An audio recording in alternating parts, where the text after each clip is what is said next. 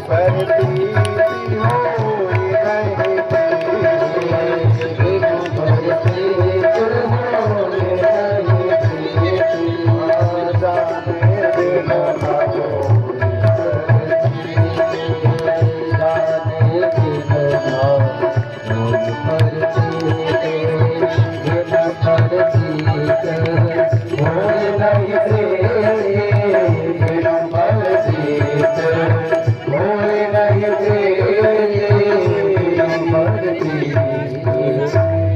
भक्तवत्सल भगवान की जय हो। राधे राधे सरकार की जय। अब देखिए हमारे पास एक शिकायत आई है आज कि राम जी का बाबा जी जयकारा बहुत ज्यादा लगाते हैं। अब हमको आदत पड़ी है, क्या करें, लेकिन अब राधे राधे ही करेंगे। बोलिए राधे राधे सरकार की जय। जब भगवान की कथा को सुनेंगे, जब उनकी महिमा को सुनेंगे, राम और कृष्ण और राधा दो नहीं है, अलग अलग समय में भक्तों ने जिस स्वरूप में भगवान को याद किया उसी रूप में प्रकट हो गए। ये नहीं कि राधा रानी बोलेंगे तो ज्यादा फल मिल जाएगा और राम जी बोलेंगे कम। भगवान ने नारद जी को वरदान दिया है राम जी ने। नारद जी ने एक बार कहा कि प्रभु आपके तो लाखों करोड़ों नाम हैं, लेकिन मैं एक वरदान चाहता हूं आपसे। कहे क्या वरदान चाहिए? प्रभु ये जो आपका 2 अक्षर का राम नाम है सबसे ज्यादा प्रभावशाली हो। भगवान ने कहा ये वो मस्त हो, मरने में, जीने में, खाने में, पीने में राम नाम सत्य है और सत्य ही मुक्ति है। हर नाम सत्य है भगवान का, सब भगवान का ही है। तो जब भगवान की कथा को सुनेंगे मैया तो भगवान के प्रति हमारे मन में आएगा कि हाँ भगवान ही सत्य है। जिस प्रकार लोहे से, ये मन बड़ा कठोर है, फटकाता रहता है। ध्यान से सुनिए कथा, हम क्या कह रहे हैं अभी हम पूछेंगे भी आप लोगों से। मन जो हमारा बड़ा चंचल है, भटकाता रहता है, जाना किधर चाहिए लेके किधर चला जाता। पूजा में बैठी है तो फिर मन में ये आ जाता है कि कहीं चप्पल तो नहीं, कोई मंदिर में चप्पल पे चला जाता है। तो उदाहरण के तौर पे मैं एक उदाहरण दे रहा हूँ, समझिए। जैसे लोहे से कोई औजार बनाना है तो पहले आग के भट्टी में डाला जाता है तो लोहा द्रवित होता है कि नहीं? तब हथौड़ा मारते हैं तो अपना शेप ले लेता है। ठीक इसी प्रकार जब भगवान की कथा हम और आप श्रवण करते हैं तो मन हमारा द्रवित होता है। उस समय अपने ज्ञान रूपी हथौड़े से जब उसको आप कहेंगे कि मन जब तू कह रहा है कि भगवान की भक्ति ही सत्य है तो तू भजन क्यों नहीं करता, जब उस समय आप हथौड़ा मारेंगे तो हमारा मन जरूर थोड़ा मुड़ेगा, है कि नहीं? जो मृत्यु के भय से मुक्त होना चाहता है तो उसे भगवान की महिमा ज्यादा से ज्यादा सुननी चाहिए ताकि मन प्रभावित हो जाए। और जब मन प्रभावित हो जाएगा तो भगवान की महिमा को जान करके भगवान की भक्ति करेगा, है कि नहीं? देखिए श्रोता और वक्ता में अंतर होता है, फल दोनों को प्राप्त होता है, लेकिन सुनने वाले को ज्यादा मिलता है, उसको ज्यादा आनंद आएगा। कैसे? अब यहाँ हम बैठ रहे हैं और ज्यादा आनंद में आ जाए और समाधि लग जाए, भगवान की याद में खो जाए तो पूरी कथा रुक जाएगी। लेकिन श्रोता स्वतंत्र है, वो भगवान को याद करे, ध्यान में मगन होकर के बैठे, आनंद में डूबा रहे, उसको कोई फर्क पड़ने वाला है कि नहीं?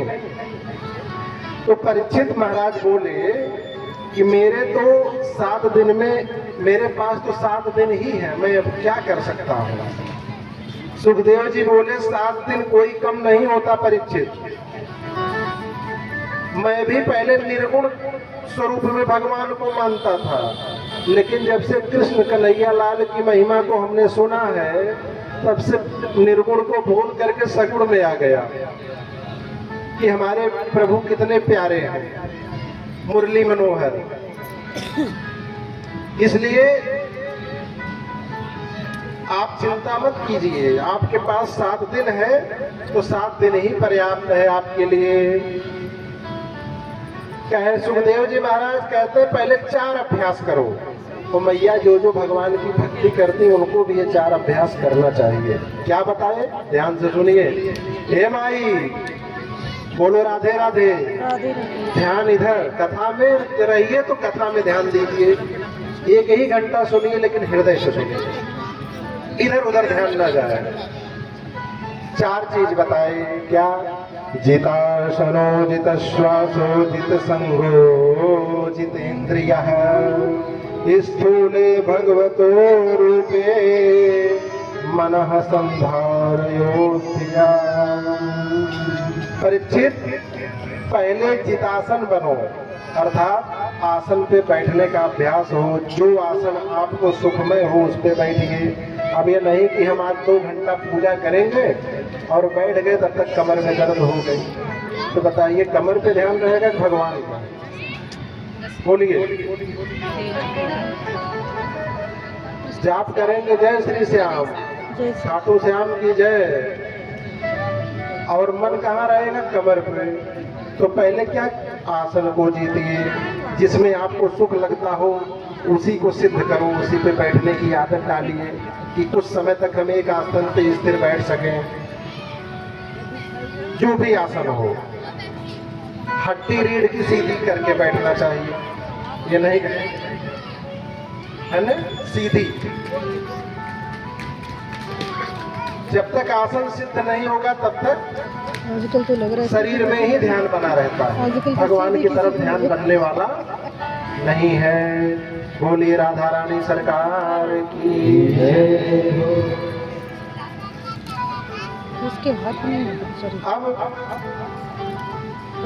जितासन हो गया, उसके बाद चित श्वासा, श्वास को रोकने का अभ्यास करना चाहिए। ऐसे कैसे होगा? प्राणायाम खूब करिए। प्राणायाम कैसे? एक नाक को बंद किए, एक से सांस खींचे, थोड़ी देर रुके, दूसरे से छोड़ दिए। तो हमारे सांसों से और मन का बड़ा गहरा लगाव है, तब मन स्थिर होगा धीरे धीरे। उसके बाद जितना करेंगे उतना ही मन शांत होगा, मन में क्रोध ना आए। अगर मन में क्रोध आ गया तो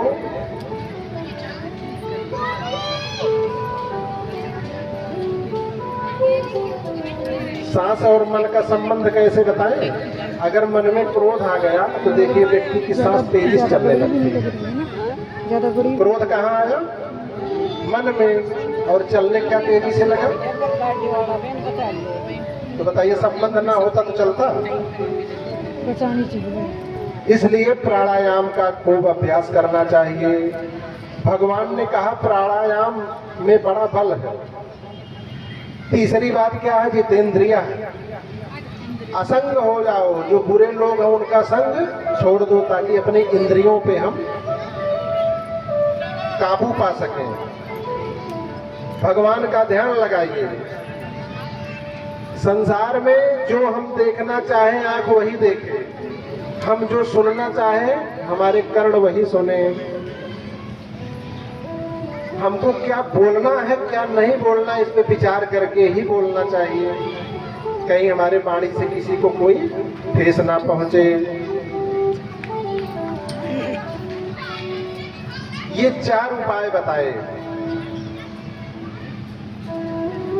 फिर कहे कि उन प्रभु को अपना मानो और प्रभु के श्री चरणों में अपने आप को समर्पित कर दो कि हे प्रभु, मैं जो कुछ भी हूँ, तन मन धन सब कुछ है तेरा।